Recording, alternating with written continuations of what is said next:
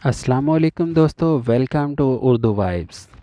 दोस्तों, आज की वीडियो में हम डिस्कस करेंगे कि वो कौन सी 5 सूरह मुबारका हैं जिन्हें सफ़र में पढ़ा जाए तो इंसान मालदार और खुशहाल हो जाता है, और रसूल करीम सल्लल्लाहु अलैहि वसल्लम ने इन्हें पढ़ने का क्या तरीका बताया है।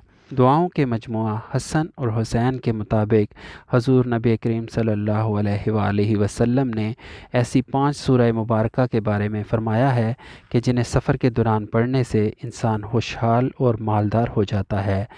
हज़रत जुबैर बिन मुअत्तम रज़ी अल्लाह ताला अन्हो से नबी करीम सल्लल्लाहु अलैहि वसल्लम ने फ़रमाया कि ऐ जुबैर, क्या तुम्हें ये बात पसंद है कि सफ़र में निकलो तो अपने सब साथियों से बढ़कर अच्छे हाल में रहो और सबसे ज़्यादा तुम्हारे पास सादे रख मौजूद रहे।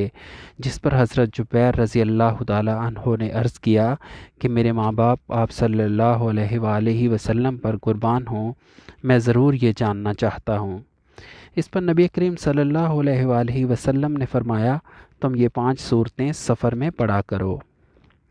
सूरह काफिरून, सूरह नसर, सूरह अखलास, सूरह फलक, सूरह नास। हर सूरह को बिस्मिल्लाहिर्रहमानिर्रहीम से शुरू किया जाए, फिर सूरत नास के बाद भी बिस्मिल्लाह शरीफ पढ़ी जाए। इस तरह 5 सूरतें और 6 मरतबा बिस्मिल्लाह शरीफ पढ़नी है। हज़रत जुबैर रज़ी अल्लाह ताला अन्हो का बयान है कि मैं गनी और ज़्यादा माल वाला था।